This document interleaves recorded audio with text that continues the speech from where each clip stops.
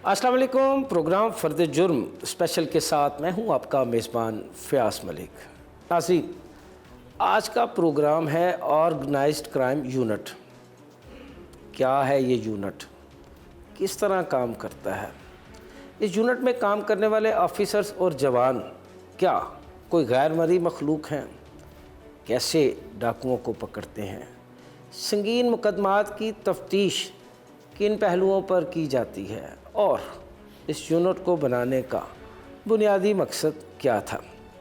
और भी बहुत से सवाल हैं जिनके जवाबात के लिए आज मेरे मेहमान हैं DIG organised crime unit Imran Kishwar, SSP organised crime unit Aftab Ahmed Fularwan और SSP इमरान करामत बुखारी। आप तीनों मेहमानों का बहुत बहुत शुक्रिया, आपने अपना कीमती टाइम दिया। आपसे प्रोग्राम का आगाज़ करते हैं। इमरान साहब, इतना ख़तरनाक यूनिट और इतने मासूम चेहरे वाले पुलिस ऑफिसर, ये चीज़ कोई मैच नहीं कर रही। अपीयरेंसेस आर ऑफन डिसेप्टिव तो ये होता ऐसे ही है। हमारा अल्हम्दुलिल्लाह जो CIA है यूनिट, इसमें ऐसे ऐसे आपको फेसेस नज़र आएंगे जिसमें बज़ाहिर आपको ऐसे ही लगेगा कि वो इस तरह नहीं कर सकते और ये काम नहीं कर सकते, लेकिन उन्होंने दे हैव डन वंडर्स। बड़े ज़बरदस्त केसेस उन्होंने ट्रेस किए हैं, बड़े शॉर्ट स्पैन ऑफ टाइम में ट्रेस किए हैं, बड़े चैलेंजिंग टास्क उन्होंने पूरे किए हैं। तो ये सारी हमारी टीम जो है लेड बाय दीज ASPs और हमारे जो सेंटर इंचार्जेस हैं, they are very excellent people और बड़े टैलेंटेड हैं इस मामले में, बड़े एक्सपीरियंसड हैं। Over the period of time इनका जो एक्सपीरियंस है वो बड़ा इसमें डेवलप हो चुका हुआ है और मैं समझता हूँ बड़ी कमेंडेबल सर्विसेज दे रहे हैं ये। इमरान साहब, जब CIA का नाम जहन में आता है ना, तो इंतहाई करख्त और इंतहाई गुस्से वाले भारी भरकम मोटे मोटे पुलिस ऑफिसर जहन में आते हैं। आप तीनों तो बड़े स्मार्ट, खुश शक्ल, खुश मिजाज हैं। क्या आपको कोई देखने वाला कहता है कि आप वाकई CIA के पुलिस ऑफिसर हैं, CIA के हेड हैं आप? CIA को ऐसे ही होना चाहिए, डिसेप्टिव होना चाहिए। और हम सोसाइटी में देखें जो काम कर रहे हैं उसमें हमें एट द सेम टाइम, जिस तरह कहते हैं कि जो क्रिमिनल्स हैं आहिस्ता आहिस्ता दिन ब दिन उनकी भी हाई टेक क्राइम में वो उनको भी पता लग रहा है कि जी ये मिस्टेक नहीं करनी और ये हमने गलती नहीं करनी, उसके बावजूद आपने उनको कैच करना है। तो you need intelligence, technology, new faces, new inputs, वो सारी चीज़ें जो हैं वो रिक्वायर्ड हैं। तो इसलिए हमारे कॉम्बिनेशन बड़ा अच्छा है। हमारे पास दोनों कॉम्बिनेशन है, हमारे पास करख्त वाले कॉम्बिनेशन भी हैं और हमारे पास टेक्नोलॉजिकली एडवांस्ड और इंटेलिजेंट कॉम्बिनेशंस भी हैं। तो वो हम ये एक कॉम्बिनेशन कीमोथेरेपी है जो हम अप्लाई करते हैं। नहीं, जब आप तफ्तीश करते हैं तो सामने वाला आपकी तफ्तीश से डरता भी है कि बस वो कहता भाई ठीक है मम्मी डैडी जी? हम तफ्तीश उसके सामने उस वक्त हमारे सामने सारे एविडेंसेस आ चुके होते हैं, हम उनकी रोशनी में उससे क्वेश्चन कर रहे होते हैं और जहाँ पे वो झूठ बोल रहा होता है हमें अंदाज़ा हो जाता है कि यहाँ पे वो उसने झूठ बोलने की कोशिश की है, कोई चीज़ छुपाने की कोशिश की है। तो हमारा काम ही ये है और हम कोशिश ये करते हैं और हमारी पॉलिसी भी यही है कि पहले हम एविडेंस कलेक्ट करें और उसके बाद फिर हम मुल्ज़मान तक पहुंचते हैं और फिर मुल्ज़मान को इंटेरोगेट करते हैं। हमारी क्वेश्चनिंग भी उसी के राउंड रिवॉल्व कर रही होती है ज़्यादातर। अच्छा आफ्ताब साहब, CIA एक दहशत का नाम, मुझे तो ऐसा लग रहा है कि मैं प्रोफेसर आफ्ताब अहमद फुलरवान से सवाल कर रहा हूँ। क्या ये दोहरी शख्सियत, दोहरा तजाद आपको महसूस नहीं होता? नहीं, ऐसा नहीं है। CIA का अब जो मौजूदा नाम है वो OCU ऑर्गेनाइज क्राइम यूनिट है। OCU ओवर द ईयर यहाँ पे विजडम, स्किल, इंटेलिजेंस इकट्ठी होती गई है, एक्यूमुलेट होती गई है। तो हम जब यहाँ पे बैठे हैं तो हम पिछली तमाम रवायात को, तमाम तजर्बे को लेकर बैठे हैं। जैसे जिस तरह DIG साहब ने फरमाया कि जो अपीयरेंस है वो डिसेप्टिव होती है। अगर देखें OCU में हमने कोई करख्तगी का मुकाबला नहीं करना, हमने कोई सख्ती का मुकाबला नहीं करना। अक्सर मुल्ज़मान हमने देखा कि इंटरोगेशन में जब हम उनसे पोलाइटली बात करते हैं तो वो ज़्यादा एक्सप्रेसिव हो जाते हैं। लेकिन सर एक MS तो है ना, CIA बंदे एक मरतबा दे वो पंजाबी कहते त्राह निकल जाता बंदे का। हाँ, अभी उसी इमेज को आप देखें कि सबसे बेहतर इंफॉर्मेशन टेक्नोलॉजी हमारे पास है, सबसे ज़्यादा बेहतर इंटरोगेटर्स हमारे पास हैं। वो एक परसेप्शन चली आ रही है और वो परसेप्शन एग्जिस्ट भी करती है, लेकिन आप देखें कि हमने ओवर द टाइम कितना इवॉल्व किया है OCU ने।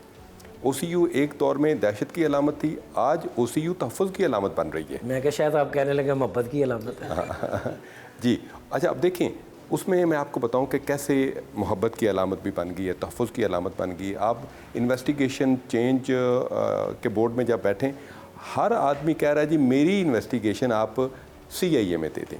इसका मतलब है कि CIA पे इतना ज़्यादा पब्लिक का ट्रस्ट आ गया है कि वो कहते हैं कि जो पुलिस के दूसरे डिपार्टमेंट मसला हल ना कर पाएँ वो CIA हल कर लेती है।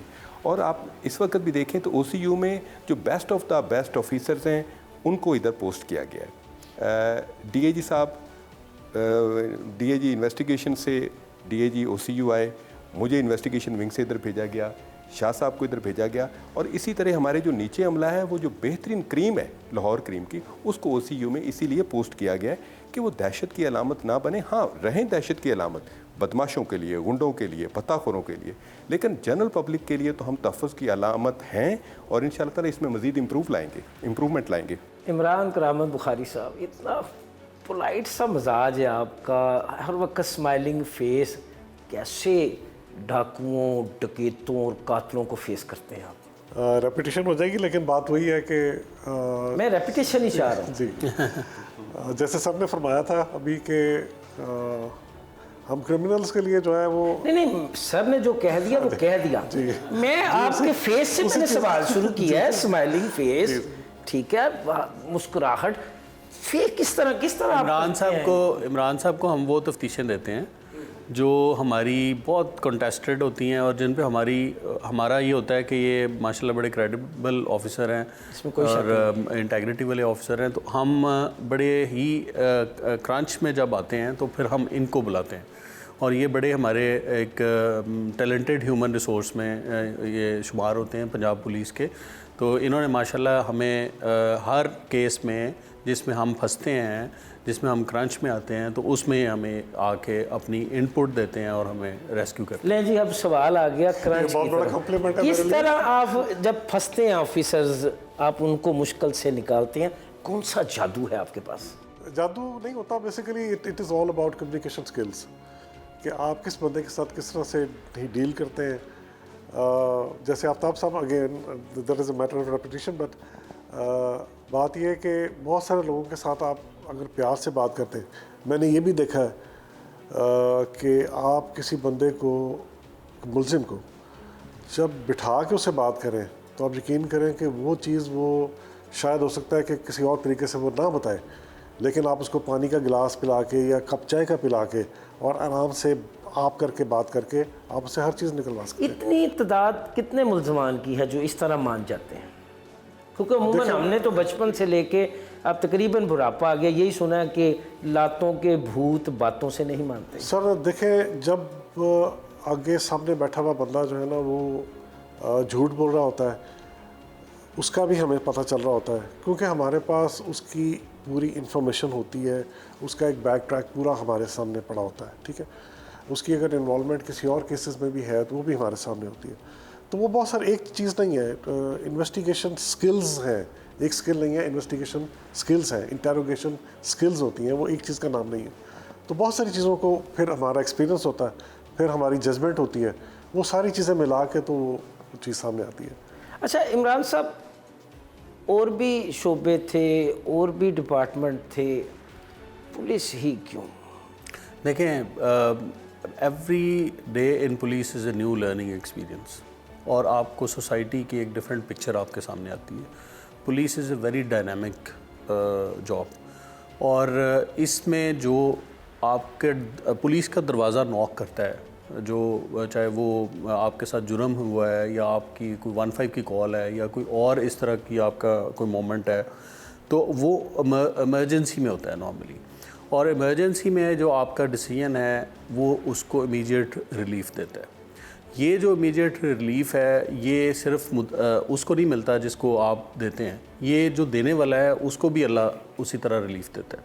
तो ये बड़ा इम्पॉर्टेंट है कि ये जो सर्विस है इसमें हमारी इंटरनल सेटिस्फेक्शन भी है, हम सोसाइटी के लिए अपने दिन रात जो होते हैं वो हमारे कोई आपको पता है टाइमिंग्स नहीं है, नॉर्मली रात को हम ज़्यादा ऑपरेट कर रहे होते हैं, दिन के टाइम पे भी हमारे डिफरेंट काम होते हैं, कोर्ट्स होती हैं, बाकी अपने अमूर होते हैं, एडमिनिस्ट्रेटिव मैटर्स हैं, लेकिन ये सारी चीज़ें हम कर रहे हैं सोसाइटी को सेफ़ करने के लिए, लोगों की जान माल और इज़्ज़त के तहफ़्फ़ुज़ के लिए।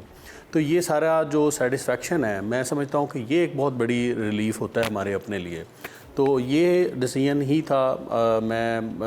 जब मैंने CSS किया, वाज नंबर 6 इन पाकिस्तान, तो मैंने फ़र्स्ट चॉइस पुलिस ली थी, डिस्पाइट द फैक्ट कि तमाम आपके पास ओपन चॉइसेस थी, लेकिन मैंने उसको चूज़ किया था। उसकी वजह यही थी कि आप जो बंदा डायनामिज़म को और इस तरह पसंद करता है कि जिसमें आप all the time you are into something, तो फिर मेरे ख्याल में पुलिस अच्छा, आपने मुख्तलिफ सर्कल्स किए बहैसियत ASP, मुख्तलिफ डिवीज़न्स की, फिर आप मुख्तलिफ डिस्ट्रिक्ट्स के DPO भी रहे, DIG इन्वेस्टिगेशन, SSP इन्वेस्टिगेशन भी रहे। उमूमन जब ऑर्गेनाइज्ड क्राइम यूनिट का नाम आता है तो इसको पसंद नहीं किया जाता, इसको कहा जाता ठीक है यार, ये एक विंग है, इसकी शोहरत कोई इतनी अच्छी नहीं है। बहैसियत DIG ऑर्गेनाइज्ड क्राइम यूनिट कैसे ख्याल आया कि मैंने इस यूनिट को ज्वाइन करना है, कि ज़बरदस्ती आपको? देखिए, ये हमारी चेन ऑफ कमांड है, उसमें जो रिस्पॉन्सिबिलिटी सीनियर्स हमें देना चाहते हैं हम वो लेते हैं, हमारा फर्स्ट प्रिंसिपल ये है। लेकिन इसको एज ए चैलेंज हमें लेना चाहिए इस चीज़ को, स्पेशली गिवन द फैक्ट जो आप बता रहे हैं कि एक टेंटेड रेपुटेशन अटैच है CIA के साथ। अगर माजी देखा जाए तो ऐसा ही था, partially true and partially wrong, लेकिन उसको हम ही ने तो ठीक करना है ना। तो जब कोई भी बंदा उसको टेकअप नहीं करेगा, चीज़ों को रिफ़ॉर्म नहीं करेगा, तो ये कभी भी रिफ़ॉर्म्स नहीं होंगी। और मेरे ख़्याल में हम ये इसको एक मिशन के तौर पे लेके चलते हैं। हमारा मकसद, हमारा मैंडेट बड़ा क्लियर है CIA का, और उस मैंडेट में रहने की हम कोशिश कर रहे हैं। अभी भी हमारे चीफ़ प्रायोरिटी यही है कि हमने ब्लाइंड मर्डर्स देखने हैं, हमने ऑर्गेनाइज्ड क्राइम देखना है, हमने रॉबरी, डकैती, vehicle snatching, theft, motorcycle snatching, theft, kidnapping for ransom, ये सारे हिनेस क्राइम हैं, और ये एक्सटॉर्शन है, भत्ता है। ये सोसाइटी को जो इनसिक्योरिटी का मैसेज मिल रहा है उसको हमने ख़त्म करना है। एट द सेम टाइम आप समझे ना कि हमारा डेलिकेसी ऑफ टास्क क्या है। टास्क ये है कि हमने ऐसे क्रिमिनल्स के साथ फ़ाइट करनी है जो ऑर्गेनाइज्ड हैं, जो अपने काम में बहुत ज़्यादा वो आगे जा चुके हैं और लोगों को भत्ते की कॉलें कर रहे हैं। तो उन लोगों को हमने जब डील करना है तो कहते हैं to catch a thief think like a thief, और to catch a crook think like a crook. तो वो हम एक्सपीरियंस लोगों से ये काम ले सकते हैं, और वो एक्सपीरियंस लोग जो लॉट है जिसको हम कह दें कि ये डेड वुड है और उसको ज़ाया कर दें, वो ऐसा पॉसिबल नहीं है। तो इसलिए मेरे ख़्याल में कॉम्बिनेशन हमेशा बहुत बेहतर रहता है, और इसको एज ए चैलेंज हम ले रहे हैं। और ये एक बड़ी इनवैल्यूबल यानी हमारी ऑर्गेनाइजेशन है जिसने लाहौर को बहुत ज़्यादा सर्व किया हुआ है, और मज़ीद इंशाल्लाह सर्व करेंगे। लेकिन एट द सेम टाइम एक स्टर्न मैसेज देना उसके लिए, क्रिमिनल के लिए बड़ा ज़रूरी है। CIA का वजूद जो है वो एक किस्म का इटसेल्फ एक उनके लिए मैसेज है कि हम we are here to fight you and we are coming after you.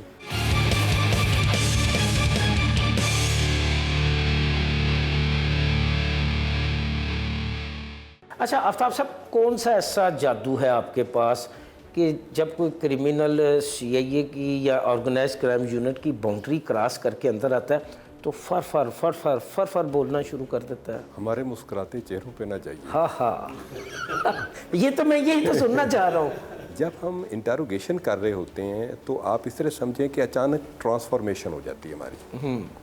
उसकी वजह ये है कि जब आप मुलज़म की आंखों में आंखें डाल से उससे पहला सवाल करते हैं तो उसको भी वर्थ का पता चल जाता है कि जो मेरी इंटरोगेशन कर रहा है वो किस इदारे से है और कौन है। जिस तरह मुजरमों की एक रेपुटेशन होती है, उससे बहुत तेज़ी से फैलने वाली रेपुटेशन वो पुलिस अफसर की होती है। आज भी अहमद खान चद्दर का नाम सबको याद है, इस पर कोई शक नहीं। ठीक है। सो अब इसी तरह मुलज़म को भी पता होता है कि मैं कहाँ जा रहा हूँ, मैं CIA में जा रहा हूँ, और CIA में फ़लाँ अफसर के पास जा रहा हूँ जिसका ट्रैक रिकॉर्ड इंटरोगेशन का और डिटेक्शन का ये है। ये जो परसेप्शन है मुजरमों के लिए, ये पुलिस के लिए एक ब्लेसिंग है।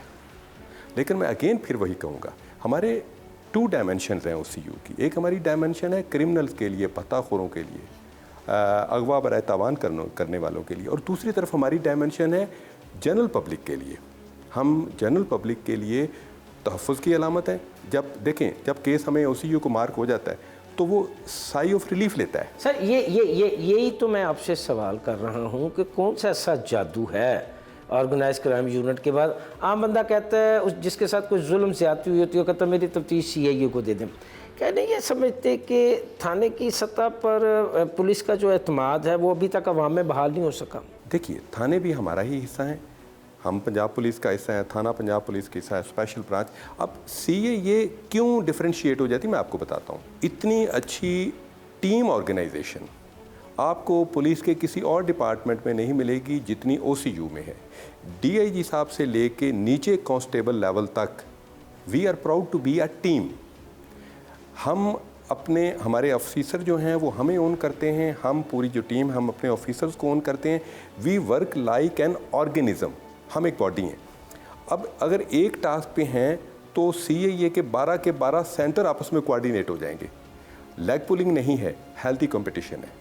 हम एक दूसरे को सपोर्ट करते हैं, और आप देखें कि जब इतने सैकड़ों लोगों की टीम एक एबल कमांड में आ जाए तो they can do a wonder. So that is the wonder we are doing now.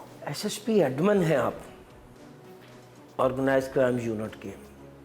किस तरह इन अफसरों को आप मैनेज करते हैं, किस तरह आप इनको अपने काबू में रखते हैं? नहीं, काबू में रखने वाली कोई बात नहीं है।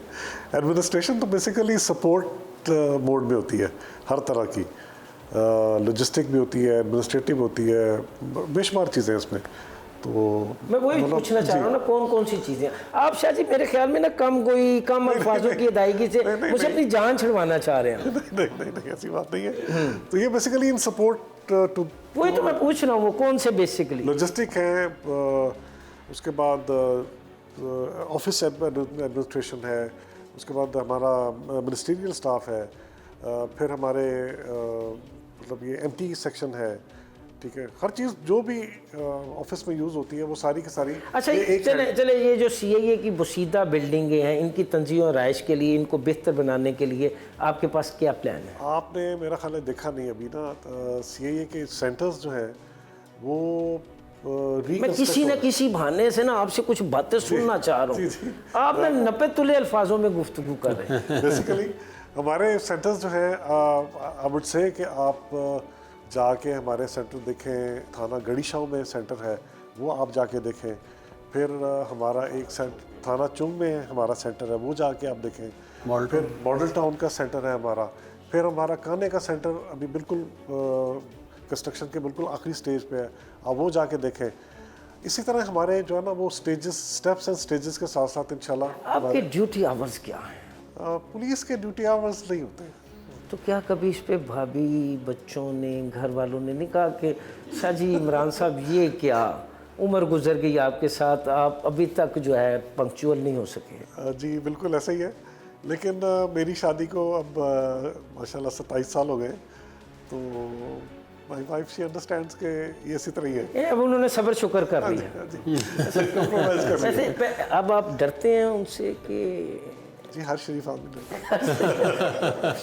यही सवाल मेरा आपसे है आफ्ताब साहब, कभी बच्चों ने कहा हो कि डैडी ये क्या हर वक्त पुलिस पुलिस पुलिस, तफ्तीश तफ्तीश तफ्तीश? बहुत कुछ कंप्रोमाइज़ हमने किया है, बहुत हमने आपने किया कि हमारी भाभी और बच्चों ने दोनों किया? दोनों तरफ से, क्योंकि पुलिस एक ऐसी प्रायोरिटी है कि मोस्ट ऑफ द टाइम आपको फैमिली को प्रायोरिटी नंबर 2 और 3 पे रखना पड़ता है। इसमें कोई शक? अगर आप अच्छे पुलिस अफसर बनना चाहते हैं तो हर वक्त आप उस तरह टाइम नहीं दे सकते। हमने इस डिपार्टमेंट के लिए for the larger interest of our society, क्योंकि हमें एक ड्यूटी सोसाइटी ने दी, उसको पूरा करने के लिए हमने फैमिलीज़ को पीछे रखा, हमने डिपार्टमेंट को आगे रखा, and we are proud of it. हम ये किसी अफसोस से नहीं, हम फ़ख्र से ये बात कर रहे हैं, because duty is our priority. और अब फैमिली ने कंप्रोमाइज़ इसलिए कर लिया, उनको पता है कि इन्होंने ठीक नहीं होना, जब ये काम करना है तो फिर करना है। नहीं उन्होंने यह नहीं कि इन्होंने ठीक नहीं होना। हाँ, अब वो साबर शाकर वाली बात है, हम शुक्र करते हैं, वो सब्र करते हैं। अच्छा इमरान साहब, कभी भाभी ने कहा कि बस भाई इमरान साहब अब यहाँ नौकरी हम है? बेटी जो मेरी है वो 7 साल की है। अच्छा। और वो एक दिन उसने मेरा फ़ोन जो है ना, वो मामा को कहने लगी कि मामा इसका बाबा का फ़ोन ऑफ़ कर दें, क्योंकि जब भी फ़ोन आता है ये बाहर चले जाते हैं। ये इन्होंने अभी आए हैं तो इन्होंने फिर बाहर निकल जाना है।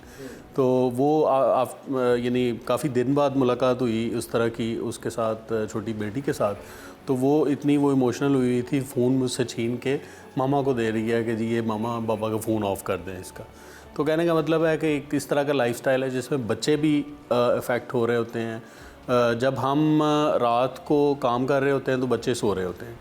मॉर्निंग में जब हम यानी बच्चे मॉर्निंग में स्कूल चले जाते हैं तो उसके बाद कई दफ़ा ऐसा होता है कि 2-2, 3-3 दिन के बाद मुलाकात अपने ही बच्चों से अपने घर में होती है। तो इस तरह के मोमेंट्स आते हैं पुलिस में। पहले जब मैं इन्वेस्टिगेशन में था उसमें भी मतलब एक ऑफुली बिजी वो असाइनमेंट थी। इसके बाद फिर सीआईए है, इनका तो काम ही जो है वो रात इनका को काम ही रात को है। हाँ ज़्यादा चल रहा होता है, तो इसलिए फिर वो बहुत ज़्यादा हमारा होता है।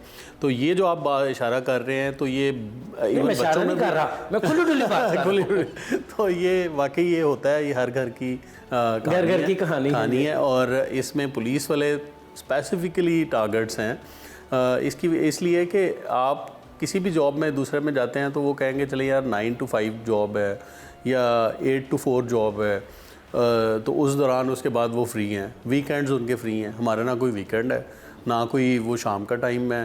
शाम अच्छा, के टाइम कभी ऐसा हुआ हो कि आपने और भाभी ने दावत पे या किसी जगह खाने पे या आउटिंग पे जाना है, भाभी तैयार हो एक दफ़ा नहीं, ये तो आपको कॉल आ गई आपको कॉल आ गई। ये एक दफ़ा की कहानी नहीं है, सबको पता है। तो उसके बाद ये सर कुछ बताया ना, उसके बाद फिर क्या हुआ? कई दफ़ा तो ऐसा हुआ है कि वहाँ पे हम पहुँचते हैं मेहमानों की तरह और वहाँ पे कॉल आती है, उनको कहते हैं सर सलाम लिया है तो हमें इजाज़त दें। नहीं, उसके बाद बताएं सर फिर क्या होता है? ये उसके बाद जो घरों में होता है वही होता है।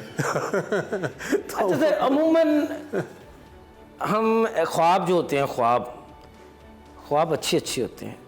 आप लोग ख्वाब में भी तफ्तीश ही कर रहे होते हैं कि बस जितना सोने का टाइम मिल जाए उसमें सोते ही हैं बस। ख्वाब में तफ्तीश तो नहीं कर वो जो चल रही होती है वो बस कर के वो डेड टायर्ड होते हैं ज़्यादातर, और मेंटली टायर्ड होते हैं, फिज़िकली टायर्ड होते हैं, तो वो जो है वो नींद आ जाती है। क्यों आफ्ताब साहब, आपका तफ्तीश के हवाले से एक नाम है, कभी ऐसा हुआ है कि कोई केस जो है वो जो जागते हुए सोल्व ना हुआ हो, ख्वाब में सोल्व हो गया हो? अच्छा, मुझे इसका नहीं पता, लेकिन मिसिस ने कई दफ़ा कहा है कि आप बुड़बुड़ाना बंद करें, किससे पूछ कुछ कर रहे हैं, सो जाए बंदा। तो वो मैं नींद में भी इंटरोगेशन आप कर रहे होते हैं, तो वो नींद में जो बुड़बुड़ाना है ना जी, तो उसकी वजह से varies from person to person.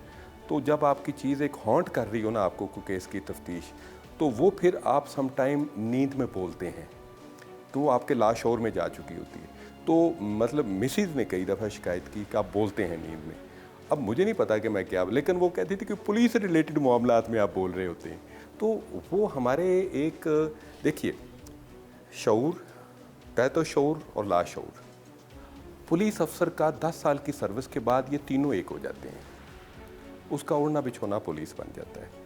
और वो इसलिए भी, जैसे सर ने बताया कि वो 6th पोजीशन पे आके उन्होंने पुलिस को प्रेफर किया, हालांकि उस वक्त पैस और बाकी ग्रुप्स भी उनके सामने थे। शायद पुलिस आपका एक पैशन होती है, और पैशन होने की वजह से आप सारी चीज़ों के ऊपर इसको प्रेफर कर देते हैं, and you feel comfortable and proud of it. आप नहीं समझते कि जब से आपने ये डिपार्टमेंट ज्वाइन किया है, आप अपने घर वालों के साथ साथ अजीज़ो अकारब और बहन भाइयों से भी दूर हो गए हैं? एक गैर मरी किस्म की दीवार जो है वो आपके और उनके दरमियान है। बाज़ औक़ात ये फीलिंग होती है। बड़ी इमोशनल सी गुफ्तगू की मैंने आपसे। इमोशनली जवाब दूंगा मैं। I use to miss that time जब मेरा बेटा बड़ा था, अली। तो जब वो पहली दफ़ा चला है, मुझे नहीं पता क्योंकि मैं घर पे नहीं था। तो मेरी वाइफ ने मुझे फ़ोन करके बताया कि आज हमारे बेटे ने फर्स्ट स्टेप लिया। तो आई मिस दैट।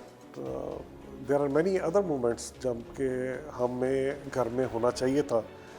और लेकिन आप यकीन करें, मैं मतलब जैसे सर ने भी कहा, डीआई साहब ने भी कहा, जो सेटिस्फेक्शन मिलती है ना, there are many incidents, not one, many incidents, कि आप किसी के आंसू पोंछ के, क्योंकि पुलिस के पास ना कट्टे पट्टे लोग आते हैं किसी के साथ वारदात हुई होती है, किसी का कोई ज़ख्मी हुआ होता है, किसी का कोई मर्डर हो गया होता है, आप यकीन करें उनके पास बैठ के उनसे बात करके उनको ये एहसास दिला के कि हम इंशाअल्लाह अल्लाह ताला की मेहरबानी से हम आपका ये मसला हल करेंगे और उन लोगों को कैफे किरदार तक पहुंचाएंगे जिन्होंने ये जुर्म किया, उनको ये बात बावर करवा के उनको सेटिस्फेक्शन दे के जो आपको सेटिस्फेक्शन मिलती है ना, उसका कोई सानी नहीं है, उसका कोई नेमुल बदल नहीं है।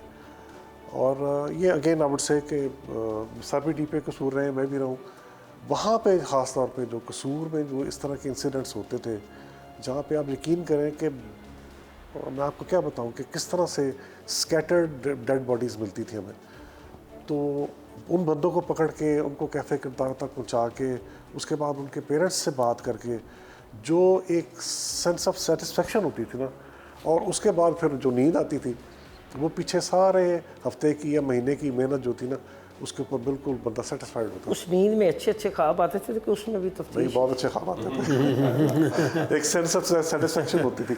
और यकीन करें कि अल्लाह ताला के हुजूर मतलब हम सुरखरू होते थे कि या बारी ताला तेरी वजह से, तेरी रहनुमाई की वजह से हम आज इस बात पे पहुँचे। इमरान साहब, ना ईद, ना शबरात, ना शब मराज, ना ही कोई ऐसे त्यौहार, हर त्यौहार पे ऑन ड्यूटी, कहीं दिल में कोई ऐसा हो कि यार मैं इस वक्त अपने बच्चों के साथ, अपनी फैमिली के साथ। इसमें देखें हर एक बंदे के ये मैं डीआईजी ऑर्गेनाइज्ड क्राइम से नहीं बात कर रहा, कि पर्सनल पैशंस होते हैं, पर्सनल ठीक है, पर्सनल पैशंस बंदा मिस करता है।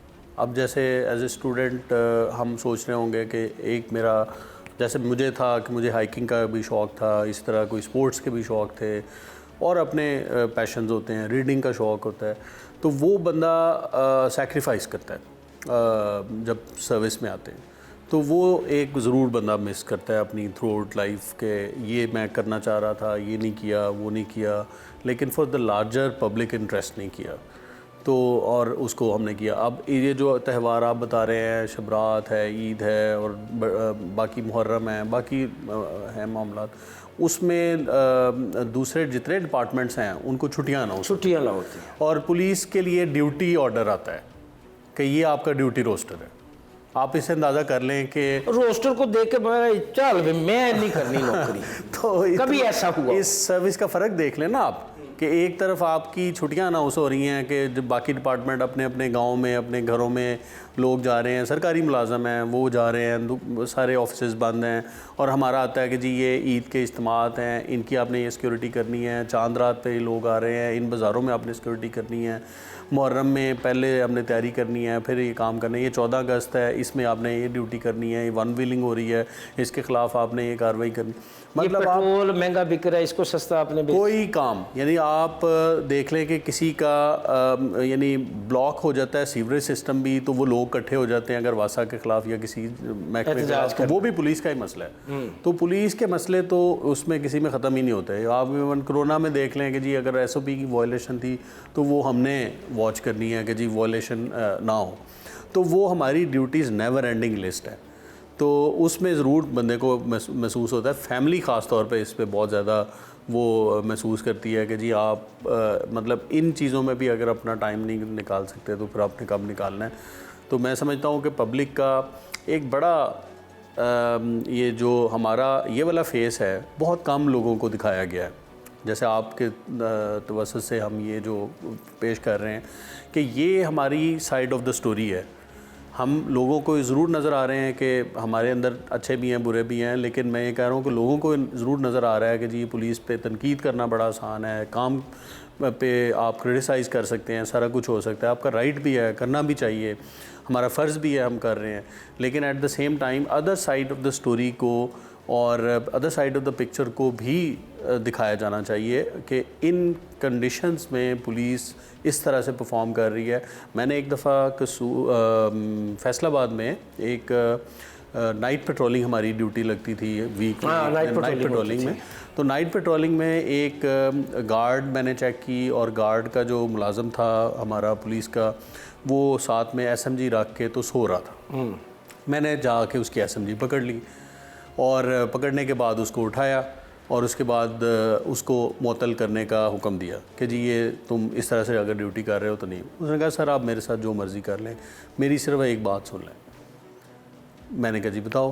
कहते जी ये मेरे अपने उसने आमद रवानगी रोज़नामचे की दिखाई। उसने कहा कि पिछले 48 घंटे से मैं ड्यूटी पे हूँ और सिर्फ मैं ये 2 या 2.5 घंटे मुझे मिले हैं, उसमें बैठ गया हूँ चेयर पे तो मुझे नींद आ गई। मैं इसमें अपनी गलती तस्लीम करता हूँ, जो आपने सज़ा देनी है मुझे दे दें। यानी ये आपकी फ़ोर्स की कंडीशन होती है कि ओवर स्ट्रेस्ड है, ओवर वर्कड है, ठीक है। ये कंडीशंस हैं जिसमें हम वो सारे काम कर रहे हैं। नो डाउट के हमारे यानी बैड एक्ट्स की वजह से कोई प्रॉब्लम्स होते हैं, लेकिन एट द सेम टाइम जो हमारे 100 गुड डीड्स हैं उनको भी याद रखा जाए।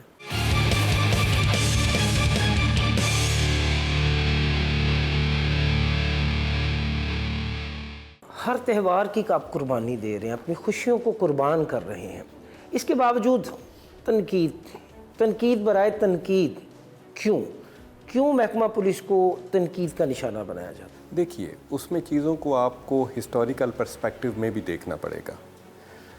पिछले अंग्रेज़ दौर में पुलिस को एक tool of violence, tool of suppression, एक लोगों को दबाने का एक आला के तौर पे इस्तेमाल किया गया। कौमों की तारीख में ये बहुत लंबा अरसा नहीं है। हम एक ट्रांसफॉर्मेशन से गुजर रहे हैं। अब ट्रांसफॉर्मेशन क्या है? हम पुलिस फोर्स से पुलिस सर्विस के दौर में दाखिल हो रहे हैं।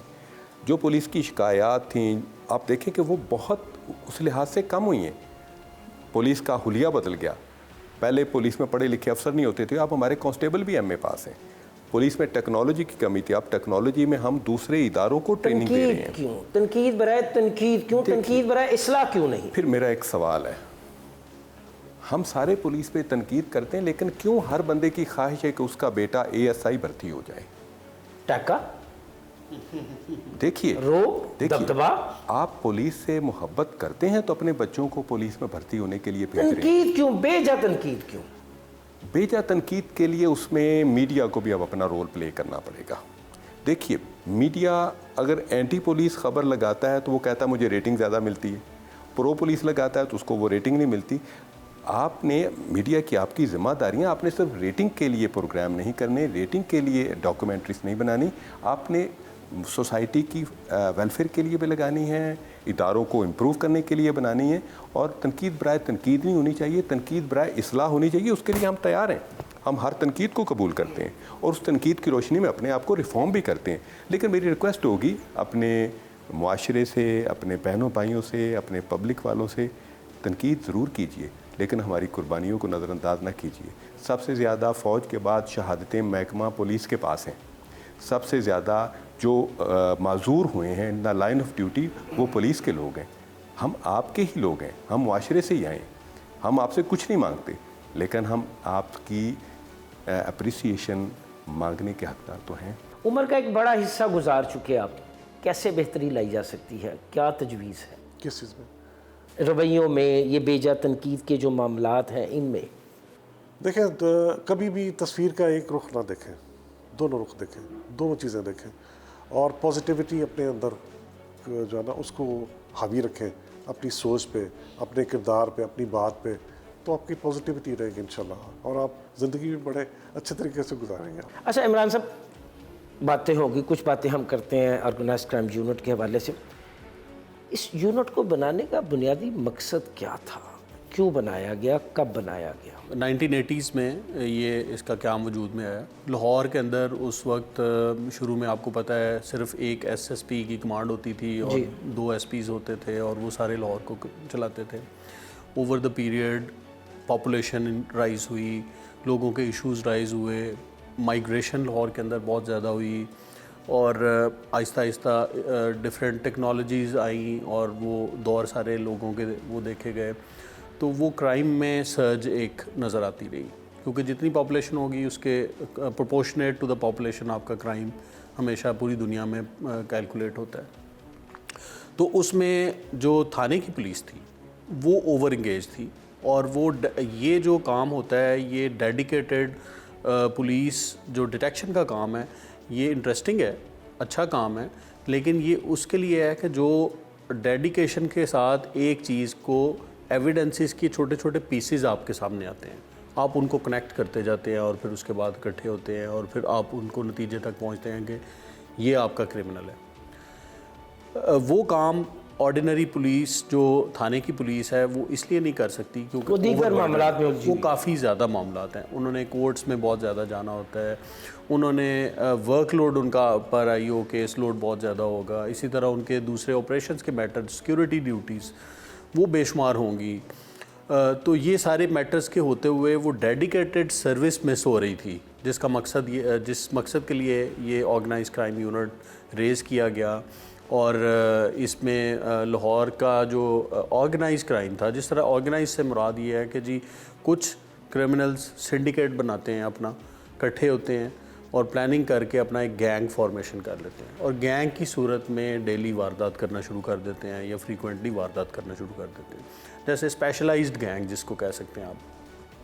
तो वो जब स्पेशलाइजेशन इन क्राइम शुरू हुई तो स्पेशलाइजेशन इन क्राइम फाइटिंग भी होनी चाहिए थी। तो वो ये एक बेसिक रैशनल था इसका। तो ये एक किस्म की स्पेशलाइज यूनिट है टू फाइट क्राइम और ऑर्गेनाइज क्राइम। और जो ऑर्गेनाइज क्राइम है वो एक चैलेंज थ्रो कर रहा होता है स्टेट को कि हम हाउस रॉबरीज करेंगे और आज 4 या 5 घरों को लूटेंगे। तो वो एक चैलेंज को थ्रो कर रहे हैं ऑर्गेनाइज करके और अपने आप को कि जी हम ये काम करेंगे और इम्प्यूनिटी के साथ करेंगे। तो उस चैलेंज को मुकाबला करने के लिए हमें ऑर्गेनाइज क्राइम यूनिट की ज़रूरत है जो उसको फ़ाइट करे।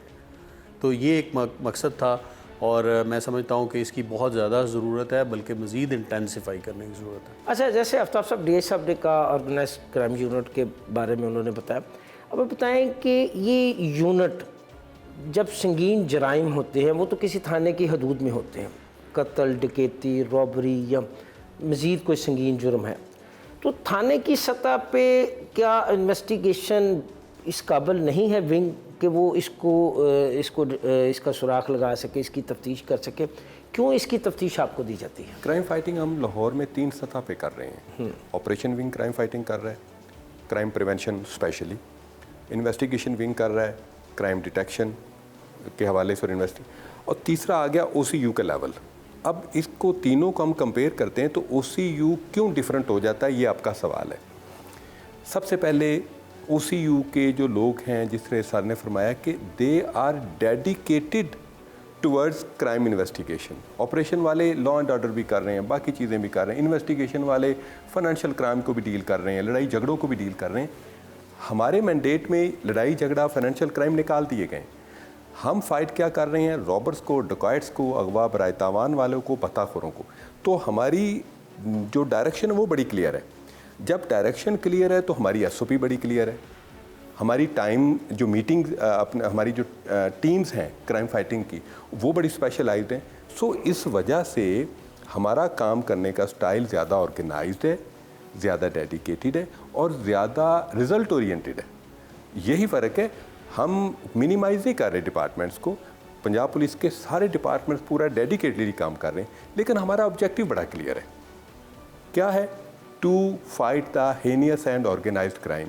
और उसमें अब हम स्पेशलाइज कर चुके हैं और उसमें हम दिन ब दिन मज़ीद इम्प्रूव कर रहे हैं। अच्छा, इमरान साहब इसको आप सवाल पूछने से पहले मैं आप थोड़ा सा आपको मैं बता दूं जी जी कि DIG साहब की जो टीम है वो तमाम की तमाम, जिसमें मिनिस्ट्रियल स्टाफ भी है, तमाम के जो लोग शामिल हैं, वो 2000 से ज़्यादा नहीं है, जस्ट फॉर द फिगर्स। और 2023 में जो हमारी जो रिकवरी थी, जो कि हमने लोगों को, मैं इसी पे आने लगा था कि किन पहलुओं पर आप तफ्तीश करते हैं, कैसे डाकुओं डकैतों को आप अपने शिकंजे में लाते हैं और किस तरह इनसे रिकवरी करते हैं? मैं वही आपको करता हूँ। पहले मैं आपको फिगर्स थोड़ा सा बता दूँ। 2023 में जो रिकवरी की हेड में जो हमारा था फिगर 2000 बंदों के साथ, DIG साहब की जो टीम है 2000 बंदे, जिसमें मिनिस्ट्रियल स्टाफ, तमाम ड्राइवर्स, तमाम लोग शामिल हैं।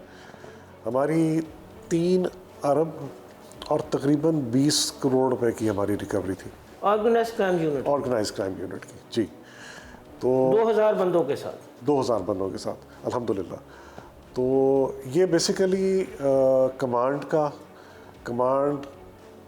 आप यकीन करें कि मेरा ख्याल है, बल्कि I am very much sure कि OCU के अलावा शायद ही कोई ऐसी पुलिस की ऑर्गेनाइजेशन हो जिसमें कि एक कांस्टेबल जो है अपने DIG साहब के साथ रात को 2 बजे भी फ़ोन करता है और DIG साहब उसका उसी तरह ही फ़ोन अटेंड करते हैं और उनको पता होता है कि मेरा सिपाही कांस्टेबल मेरे साथ बात कर रहा है तो ज़रूरी बात होगी, और वो होती भी है। ठीक है,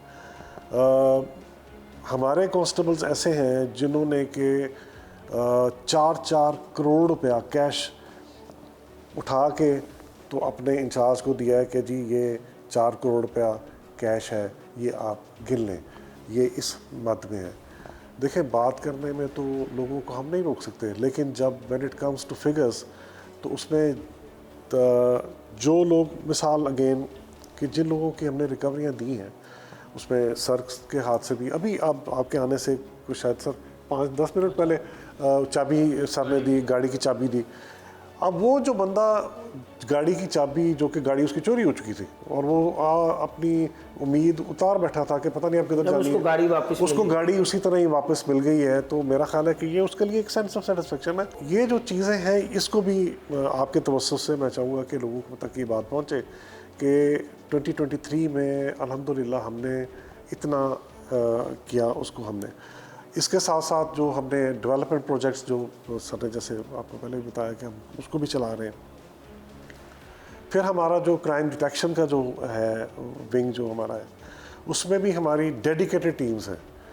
हमारे जो IT से रिलेटेड लोग हैं, क्योंकि IT को भी मैं देखता हूँ, IT से रिलेटेड लोग जो हैं वो पूरे हमारे 12 सेंटर्स में, इसके अलावा जो हमारी AVLS है, एंटी व्हीकल लिफ्टिंग स्टाफ, हमारा जो NIU है, नारकोटिक्स को जो डील करता है, उस तमाम में हर यूनिट में हमारा स्पेशलाइज्ड IT स्टाफ बैठा हुआ है, जिनको कि जियो फेंसिंग, जियो टैगिंग, तमाम चीज़ें जो हैं वो इसको देखते हैं।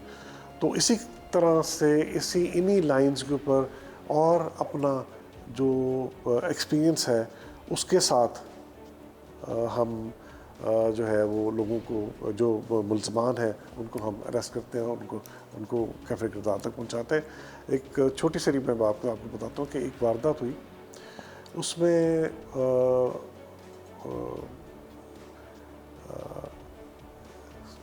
जो मुल्ज़म था उसका सिर्फ साया नज़र आ रहा था। अच्छा, सिर्फ साया उसमें CCTV में आया। तो हमारा एक जवान है जो कि IT सेक्शन का है, उसने जब वो वीडियो देखी तो उस साये के ऊपर देखे ना, उसने कहा कि सर मेरा ख्याल है कि ये फ़लाँ बंदे का है और हमें चेक करना चाहिए कि वो जेल में था, वापस आ गया कि नहीं आया।